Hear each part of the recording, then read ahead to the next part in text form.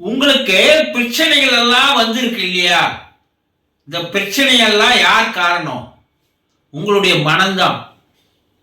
ஆனா இந்த பிரச்சனைகளை தீர்ப்பதற்கு நீங்க என்ன பண்றீங்கன்னா, வெளி உலகத்துல ஓடுறீங்க.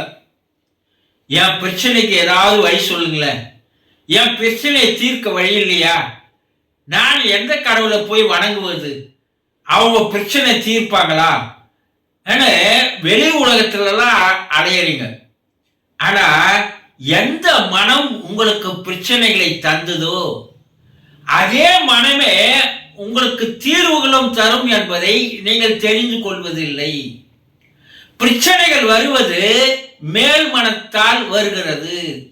ஆசையால, பேராசையால, கோபத்தால, பொறாமையால, இப்படி அந்த மேல் மனம் செய்கின்ற அந்த லீலைகளால் உங்களுக்கு பிரச்சனைகள் வருகிறது.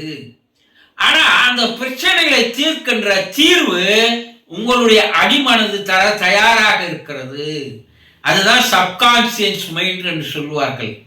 ஆனா நீங்க அடிமனம் வரை போகாமல், அந்த அடிமனத்தை நீங்கள் விழிப்புற செய்யாமல் நீங்க வெளியெல்லாம் போய் தேடுறீங்க.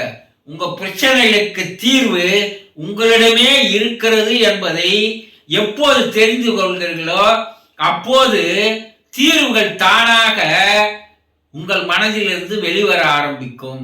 மனதை அமைதியா வைங்க, அந்த ஆழ்மனம் வேலை செய்ய ஆரம்பிக்கும்.